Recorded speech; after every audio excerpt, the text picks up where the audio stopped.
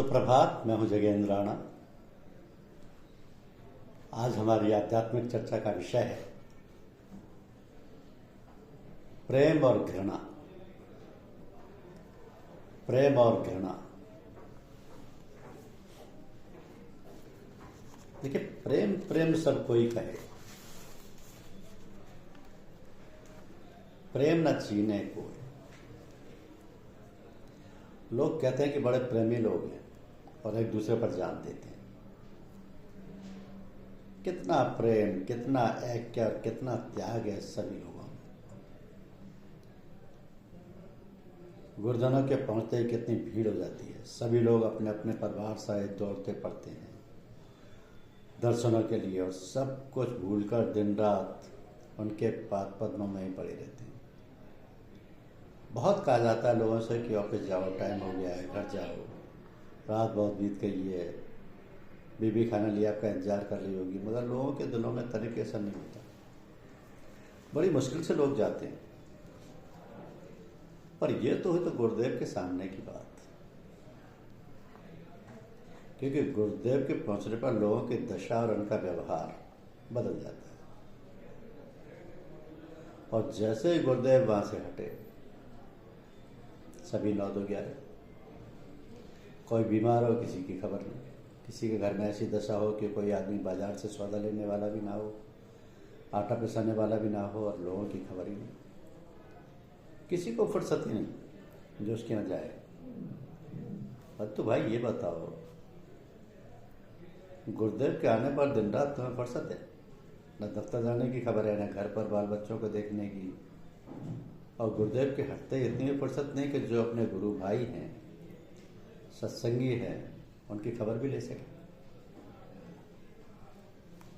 यदि रोज खबर ना ले सकें तो इतवार के दिन ही से, जो रविवार को सत्संग में ना आए तो मालूम करना चाहिए कि क्या बात है, फला साहब क्यों सत्संग में नहीं है।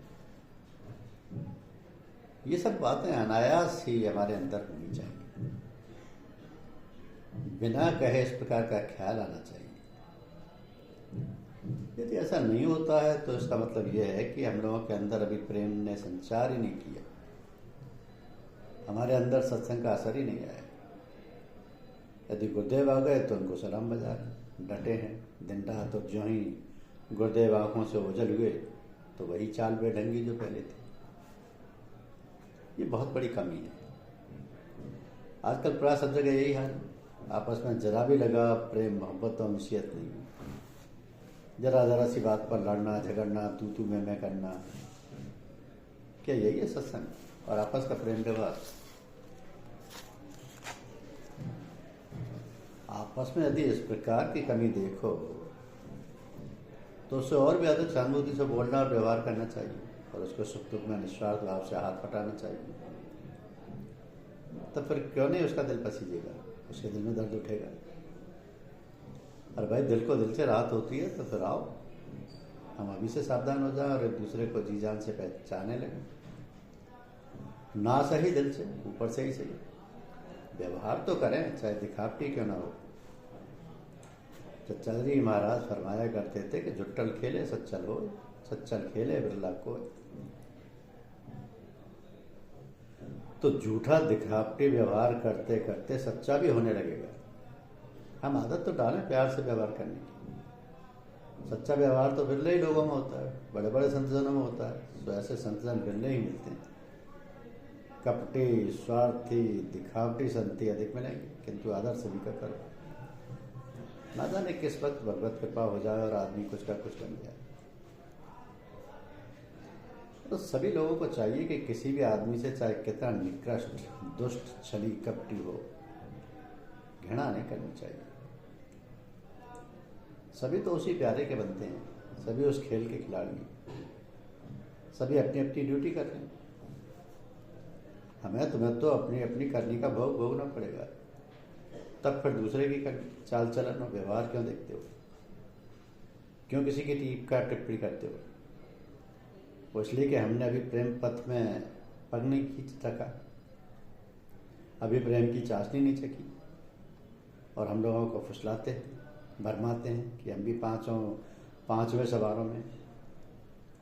हम चाहते हैं कि हमें लोग गुरु माने, हमारा आदर सत्कार करें, हमारे पास सत्संग करने आए, तो ये कोई खराब बात नहीं है, मगर हम उन भावों व आवश्यकताओं को पूरा तो करें। इसके लिए हमें त्याग, तपस्या, दूसरों का आदर सत्कार करना पड़ेगा। ना करें हम दूसरों का आदर सत्कार, हम अपना ही आदर करें, अपने को ही केवल देखें, निरखें परखें कि हमारी दशा क्या है, हमारा व्यवहार। और यदि ये निरख परख हमारे अंतर में आ गई तो फिर सभी कुछ अपने आप ही आ जाएगा। आनंद फानन और हम परमार्थ, आनंद फानन में और हम परमार्थ के धनी मानी साहूकार बन जाएंगे। कि आओ हम तुम करें मिलकर अहदे वफा, जो न बदले जमाने की रफ्तार से।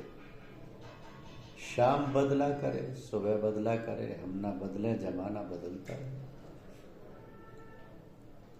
लोग कहते हैं बदलता है जमाना अक्सर, मर्द वो हैं जो जमाने को बदल देते हैं। तो ये संसार बाजार की तरह है, उस तरह की चीजें बिक रही हैं। सभी आजाद हैं खरीदने के लिए, जिसे जो अच्छा लगे खरीदे और दाम चुकाए। जैसी बढ़िया चीज वैसे बढ़िया दाम। तो भगवान का प्रेम सबसे आला निराला और अनमोल है। उसके लिए सबसे अधिक कीमती, सबसे प्यारी चीज को निछावर करना होगा, और वो है अपना आपा। तो हमें अपने आप को निछावर करना होगा, अपने आप का त्याग और बलिदान करना होगा, अपने अहम को देना होगा, अपने अंतरतम के प्रत्येक विचार, प्रत्येक छिपी इच्छा और वासना का समर्पण करना होगा। हमें अपने घर के पट खोलकर आह्वान करना होगा, प्रीतम का, प्यारे का, साहब के चाहने वालों का, कि तू जन हरि से हेत कर, कर हरिजन से हेत। माल मुलक हरि देत है, हर जन हरि ही देत। तो भक्त लोगों की कद्र करो, उनको चाहो, उनसे प्रेम करो, बुलाओ, उन्हें अपने यहाँ बिठाओ, खिलाओ पिलाओ, अपना दिल खोल दो उनके स्वागत सत्कार में। कोई दुराव छिपाव ना रखो। तो जब भक्त लोग जाएंगे, उठेंगे, बैठेंगे, चर्चा, याद व सत्संग करेंगे, तब फिर भगवान रुक नहीं सकते बिना आए। वे दौड़े चले आएंगे, सबके वशीभूत होकर। तो फिर क्या रह जाएगा मिलना, पाना और प्राप्त करना। जब भगवान घर आ गए तो फिर न रोको अपने घर में। वे तुम्हारा घर अपना बना लेंगे, वे रहने लगेंगे, बसने लगेंगे, बस हो गया काम।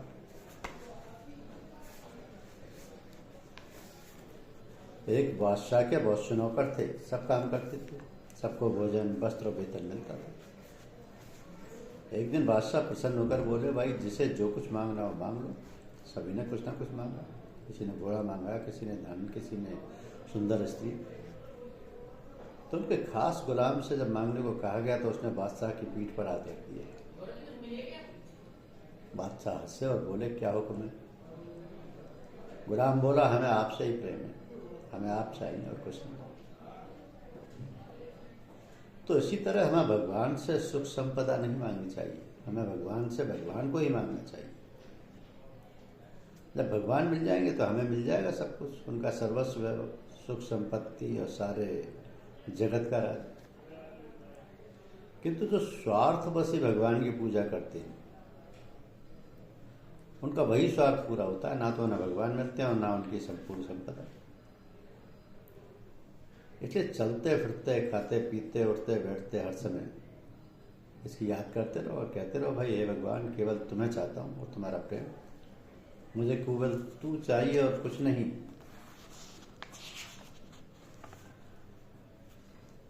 और कुछ नहीं।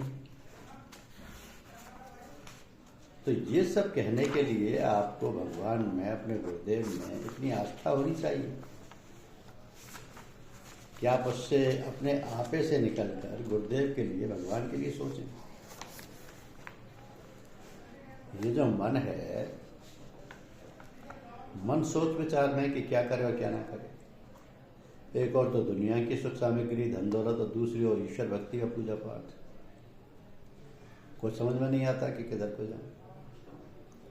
यदि पूजा पाठ व भजन में गए तो दुनिया का ऐश्वर्य छूटता दिखाई देता है, और यदि ऐश्वर्य धन धान्य बटोरने में ही लगे रहे तो अशांति बढ़ती जाती है।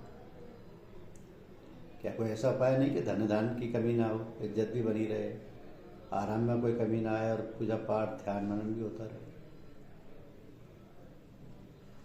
रे पागल मन, किन बातों में उलझा है तू? यह तो सोच कि सारे ऐश्वर्य,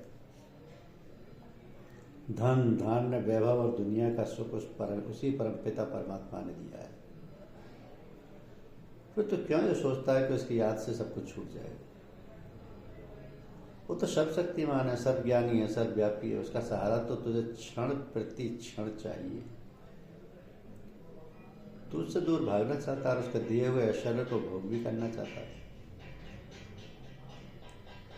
ये क्यों नहीं सोचता कि उसको पाकर ही तू सब कुछ पा सकता है? उसको पाकर ही जो कुछ तुझे मिला उसका सही तरीके से उपयोग कर सकता है। तो सोच और समझ, जब वह इतना उदार और दयालु है तो क्यों नहीं सब ऐश्वर्य है तो उसी से मांगता? उसके पास तो अनंत भंडार, वो तो इतना कुछ दे सकता है जिसकी तू कल्पना तक नहीं कर सकता। उस पर परमपिता के दरबार में क्या कमी है? तेरे मांगने की कमी है?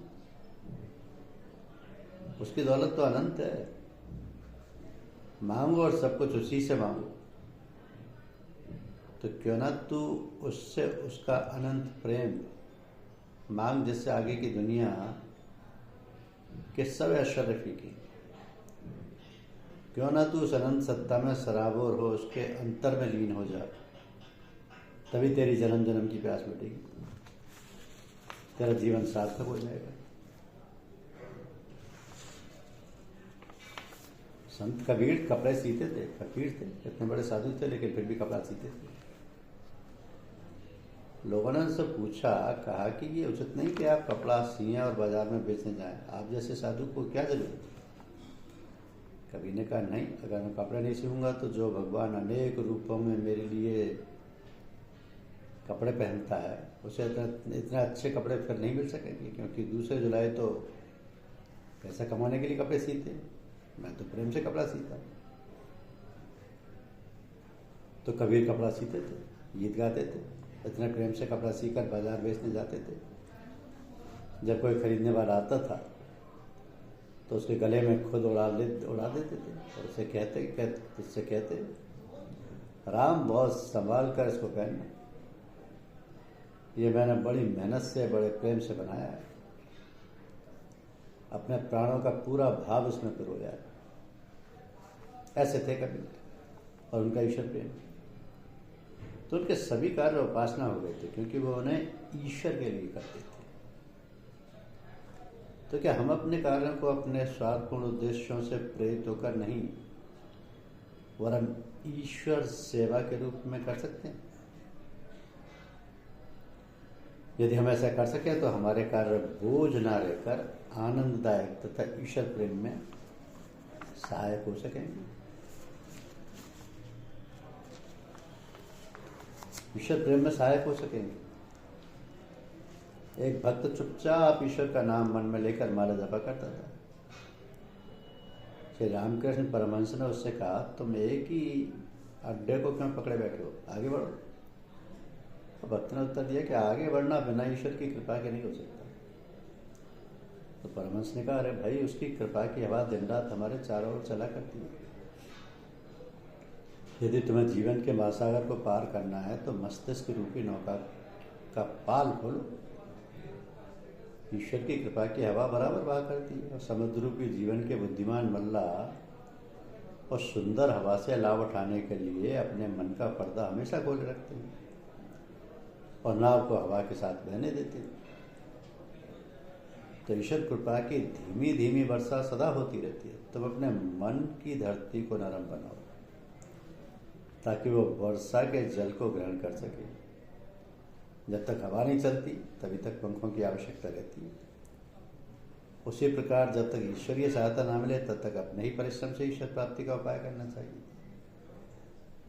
जब तुम्हें सद्गुरु प्राप्त हो जाए और तुम्हें ईश्वरीय सहायता मिलने लगे, तो परिश्रम छोड़कर उस सहायता के प्रति जागरूक हो और उसे आधिकारिक कार्य करने का मौका दो।